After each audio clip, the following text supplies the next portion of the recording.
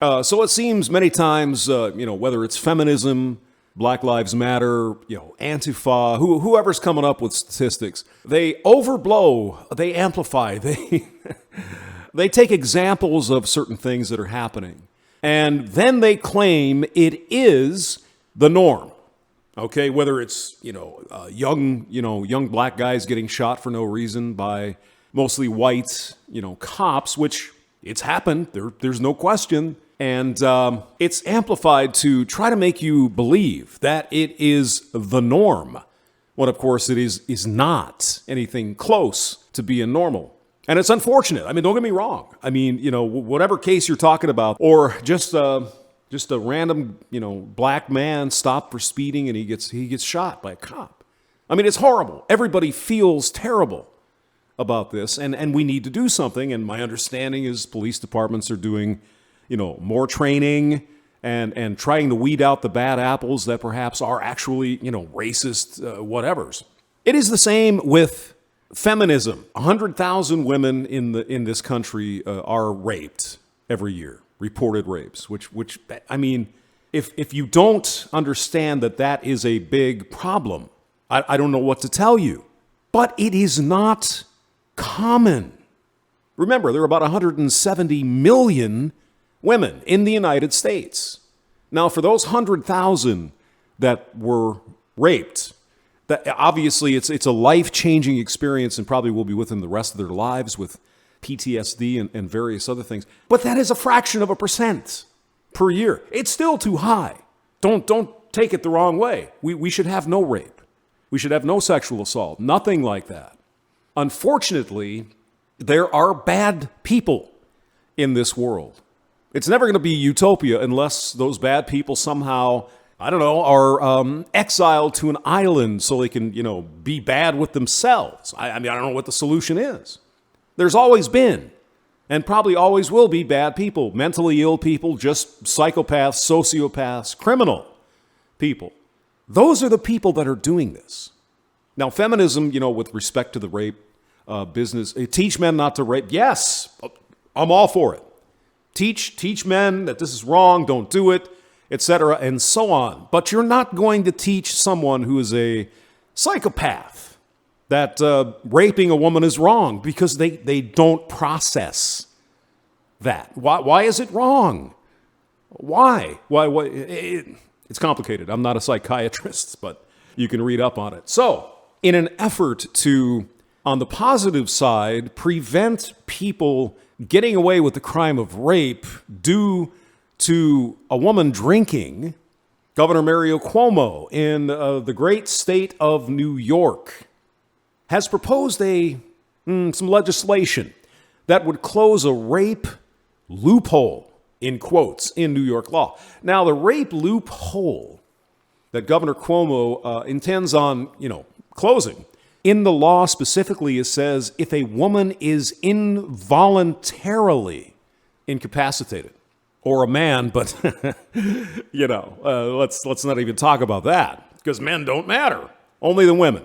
If a woman, if she is given a roofie or somehow forced to drink out, whatever, chloroform, I guess, I don't know the details, that is obviously illegal under the law. It is everywhere. The loophole that Cuomo insists he's going to close is that now, under this new legislation, a woman who voluntarily drinks alcohol to excess, that can't be used as any sort of defense, because it will be illegal as well. So if she drank herself into a blind drunk stupor, she is incapable of consenting. And the man can be charged with rape. I mean, on the surface, it sounds great.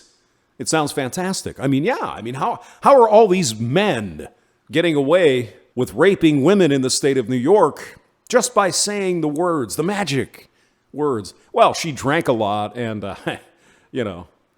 no. I mean, I am sure there may have been a few cases in New York, and I can't find the evidence of any of this, but again, you take a small part of something and you amplify it so it seems like it's happening every freaking day. So men are just out there, looking for drunk women and raping them. And it's, well, she was drunk. I mean, it's not illegal, which is bullshit, of course. It is illegal. Forcing anyone to do something sexually against their will and without their consent is rape. Doesn't matter how much she had to drink. Doesn't matter what the conditions were. If she doesn't allow the consent, it is a violation. And the same with men, but again, men don't matter, so we'll just concentrate on the women. Now here is the problem. Do you see it yet? Clear, blinding, high beams coming at you. How does one determine when too much alcohol is consumed? Well, that is a sticky one, isn't it? Because I can tell you my own personal experience. I'm in Texas right now, Austin, and I can drink. I mean, I can pound beer. I mean, I can boom, boom, boom. I don't get drunk. I feel a little tipsy, get a little buzz going on, but falling down, not remembering things, no.